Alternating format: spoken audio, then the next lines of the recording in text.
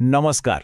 अच्छा, आर्थिक क्षति बा फाइनेंशियल लॉस कथा शुणिले टिके डर लागे नुहे कि किंतु कौन हबो जदि कुहा जाए जे एही क्षति को ही भविष्यतर लाभ रे बदली देई हबो।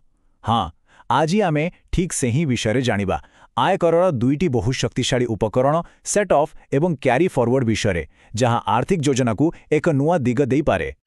हाँ, ए प्रश्नटा प्राय समस्तଙ୍କ ମନରେ ଆସିଥାଏ। କିନ୍ତୁ ଭଲ ଖବର ହେଉଛି ଆମ ଆୟକର ନିୟମରେ ଏହି କ୍ଷତିକୁ ସମ୍ଭାଳିବା ପାଇଁ ଗୋଟେ ବହୁତ ସୁନ୍ଦର ଆଉ ସୁଚିନ୍ତିତ ବ୍ୟବସ୍ଥା ରହିଛି। ତେବେ ଆଗକୁ କ'ଣ କ'ଣ ଦେଖିବା ତାର ଗୋଟେ ଝଲକ ଦେଖିନେବା। ପ୍ରଥମେ ବୁଝିବା ଯେ କ୍ଷତି ମାନେ ସବୁକିଛିର ଶେଷ ନୁହେଁ। ତାପରେ ଦେଖିବା ସେଟଅପ୍ କେମିତି କାମ କରେ ଆଉ ତାପରେ କ୍ୟାରି ଫରୱାର୍ଡର ଲମ୍ବା ଯୋଜନା ବିଷୟରେ ଜାଣିବା। ଶେଷରେ ଏସବୁର ନିୟମ କାନୁନ ଆଉ ଏହାକୁ କେମିତି ଲାଗୁ କରିହେବ ସେ ବିଷୟରେ ବି କଥା ହେବା। ତେବେ ଗୋଟିଏ କଥା ସ୍ପଷ୍ଟ କରିଦେବା, ଆର୍ଥିକ ଦୁନିଆରେ କ୍ଷତିର ଅର୍ଥ ପରାଜୟ ନୁହେଁ। ଆୟକର ଆମକୁ ଏହାକୁ ସମ୍ଭାଳିବା ପାଇଁ ଦୁଇଟି ମୁଖ୍ୟ ଅସ୍ତ୍ର ଦେଇଛି। ଗୋଟିଏ ହେଲା ତୁରନ୍ତ ଫାଷ୍ଟଏଡ୍ ପରି ଆଉ ଗୋଟିଏ ହେଲା ଭବିଷ୍ୟତ ପାଇଁ ଏକ ଦୀର୍ଘମିଆଦୀ ଚିକିତ୍ସା ପରି। ଚାଲନ୍ତୁ ଏଇ ଦୁଇଟିକୁ ଟିକେ ଭଲ ଭାବେ ବୁଝିବା। ତେବେ ସିଧା କଥା ହେଲା ଏ ଦୁଇଟା ଭିତରେ ମୂଳ ଫରକଟା ହେଲା ସମୟ। ସେଟଅପ୍ ହେଉଛି ସେହି ବର୍ଷର ଖେଳ, ମାନେ ଯେଉଁ ବର୍ଷ କ୍ଷତି ହେଲା ସେହି ବର୍ଷର ଆୟ ସହିତ ତୁରନ୍ତ ଆଡଜଷ୍ଟ କରିବା। କିନ୍ତୁ କ୍ୟାରି ଫରୱାର୍ଡ ହେଉଛି ଲମ୍ବା ରେସ୍ର ଘୋଡ଼ା, ମାନେ ଯେଉଁ କ୍ଷତି ବଳି ପଡ଼ିଲା ତାକୁ ଭବିଷ୍ୟତ ପାଇଁ ସେଭ୍ କରି ରଖିବା। ଚାଲନ୍ତୁ ଧରିନେବା କୌଣସି ବର୍ଷରେ କ୍ଷତି ହେଲା। ତେବେ ସବୁଠୁ ଆଗ ଆମେ କ'ଣ କରିବା? ଆମର ଫର୍ଷ୍ଟ ମୁଭ୍ ହେବ ସେଟ୍ ଅଫ୍। ଏହା ହେଉଛି ଏକଦମ ଇମିଜିଏଟ୍ ଆକ୍ସନ୍। ଏ ପ୍ରୋସେସଟାକୁ ଦୁଇଟା ଷ୍ଟେପ୍ରେ ଭାବି ହେବ। ପ୍ରଥମେ ସେହି କ୍ୟାଟେଗୋରୀ ଭିତରେ ହିଁ ଆଡଜଷ୍ଟମେଣ୍ଟ ହୁଏ, ମାନେ ଗୋଟେ ବିଜନେସ୍ର କ୍ଷତିକୁ ଆଉ ଗୋଟେ ବିଜନେସ୍ର ଲାଭ ସହିତ। ଆଉ ଯଦି ତା ପରେ ବି କ୍ଷତି ବଢ଼ି ପଡ଼ିଲା ତାହେଲେ ଆମେ ଅନ୍ୟ କ୍ୟାଟେଗୋରୀକୁ ଯିବା, ଯେମିତିକି ବ୍ୟବସାୟର କ୍ଷତିକୁ ଘର ଭଡ଼ାରୁ ଆସୁଥିବା ଆୟ ସହିତ ଆଡଜଷ୍ଟ କରିବା। କିନ୍ତୁ ଏଠି ଅଛି ଗୋଟେ ବହୁତ ବଡ଼ ଏକ୍ସେପ୍ସନ୍। ସାଲାରୀ ଇନକମ୍ଟା ଗୋଟେ ପ୍ରୋଟେକ୍ଟେଡ୍ ଜୋନ୍ ଭଳି, ତା ପାଖକୁ କୌଣସି କ୍ଷତି ଯାଇପାରିବନି। ମାନେ କୌଣସି ବିଜନେସ୍ ଲସ୍କୁ ସାଲାରୀ ଇନକମ୍ ସହିତ ସେଟ୍ ଅଫ୍ କରିହେବ ନାହିଁ। ଏଇଟା ଗୋଟେ ଗୋଲ୍ଡେନ୍ ରୁଲ୍, ଏହାକୁ ମନେ ରଖିବାକୁ ହେବ।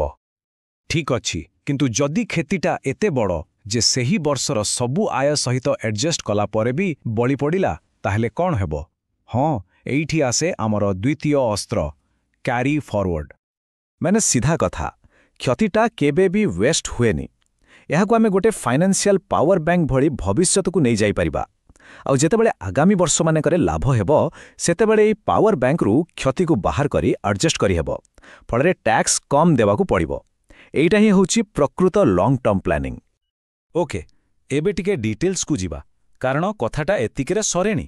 ସବୁ ପ୍ରକାରର ଲସ୍ ପାଇଁ ରୁଲ୍ ବି ଅଲଗା ଅଲଗା, ସମୟସୀମା ଅଲଗା, ସର୍ତ୍ତ ବି ଅଲଗା। ଆସନ୍ତୁ ଗୋଟିଏ ଗୋଟି କରି ଦେଖିଲା।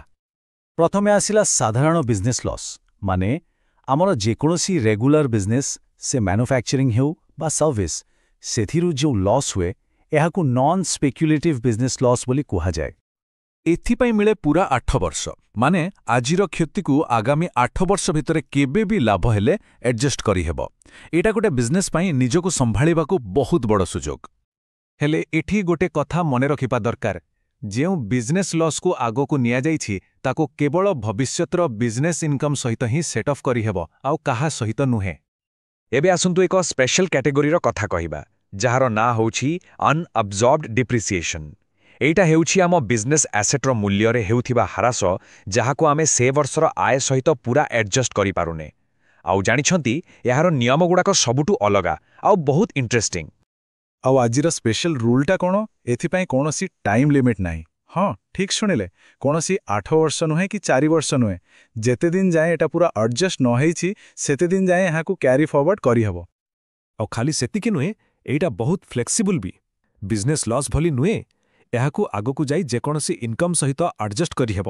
ସେ କ୍ୟାପିଟାଲ ଗେନ୍ ହଉ ବା ଘର ଭଡ଼ା, ବାସ୍ ସେଇ ଗୋଟିଏ ଜିନିଷକୁ ଛାଡ଼ି ଯାହା ହେଉଛି ସାଲାରୀ। ଓକେ, ଏବେ ଆସିଲା ସ୍ପେକ୍ୟୁଲେସନ୍ ଲସ୍। ଏଠି କିନ୍ତୁ ନିୟମଗୁଡ଼ିକ ବହୁତ କଡ଼ା। ଯେଉଁଠି ନର୍ମାଲ ବିଜନେସ୍ ପାଇଁ 8 ବର୍ଷ ମିଳୁଥିଲା, ଏଥିପାଇଁ ମିଳିବ ମାତ୍ର 4 ବର୍ଷ। ଆଉ ନିୟମଟା ବି ବହୁତ ଷ୍ଟ୍ରିକ୍ଟ। ଏହାକୁ ଆମେ ଲାଇକ୍ ଟୁ ଲାଇକ୍ ରୁଲ୍ କହିପାରିବା, ମାନେ ସ୍ପେକ୍ୟୁଲେସନ୍ ଲସ୍ କେବଳ ସ୍ପେକ୍ୟୁଲେସନ୍ ଇନକମ୍ ସହିତ ହିଁ ଆଡଜଷ୍ଟ ହେବ, ଆଉ କାହା ସହିତ ନୁହେଁ। ଓକେ, ଏବେ ଆସିବା କ୍ୟାପିଟାଲ ଲସ୍ କଥାକୁ।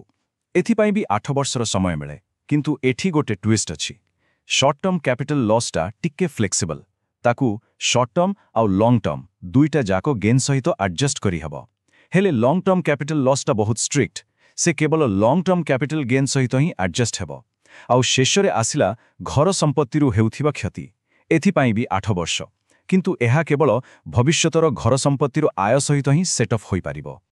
ଏବେ ଏତେ ସବୁ ଜାଣିବା ପରେ ସବୁଠୁ ଜରୁରୀ କଥା, ଏ ସବୁ ବେନିଫିଟ୍ ପାଇବା ପାଇଁ କିଛି କଣ୍ଡିସନ୍ ବି ଅଛି। ଚାଲନ୍ତୁ ଦେଖିବା ସେଗୁଡ଼ାକ କ'ଣ। ଦେଖନ୍ତୁ, ଏଠି 2ଟା ନନ୍ ନେଗୋସିଏବଲ୍ ରୁଲ୍ ଅଛି। Rule number 1, income tax return ଠିକ୍ ସମୟରେ ଫାଇଲ୍ କରିବାକୁ ପଡ଼ିବ। ଯଦି ଡ୍ୟୁ ଡେଟ୍ ଭିତରେ ରିଟର୍ନ ଫାଇଲ୍ ନ ହେଲା, ତେବେ ଲସ୍କୁ କ୍ୟାରି ଫରୱାର୍ଡ କରିବାର ସୁବିଧା ଆଉ ମିଳିବନି। ଏକଦମ ସିଧା କଥା।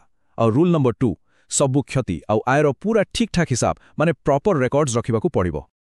ତେବେ ଏସବୁ ଜାଣିସାରିଲା ପରେ ସେଟ୍ ଅଫ୍ ଆଉ କ୍ୟାରି ଫରୱାର୍ଡ ଖାଲି ଟ୍ୟାକ୍ସ ବଞ୍ଚାଇବାର ଗୋଟେ ଟ୍ରିକ୍ ଲାଗୁଛି କି? ନା, ଏହା ତାଠାରୁ ବହୁତ ବେଶୀ। ଏହା ଏକ ପାୱାରଫୁଲ୍ ଷ୍ଟ୍ରାଟେଜିକ୍ ଟୁଲ୍। ଏହା ଆମକୁ ରିସ୍କ ନେବା ପାଇଁ ଏବଂ ନୂଆ ଇନଭେଷ୍ଟମେଣ୍ଟ କରିବା ପାଇଁ ଏକ ନୂଆ ଦୃଷ୍ଟିକୋଣ ଦେଇଥାଏ। ତେବେ ଟିକେ ଭାବିବା ଦରକାର, ଏହି ଜ୍ଞାନକୁ ଆଧାର କରି ଆଗାମୀ ଆର୍ଥିକ ନିଷ୍ପତ୍ତିଗୁଡ଼ିକ କିପରି ବଦଳିପାରେ।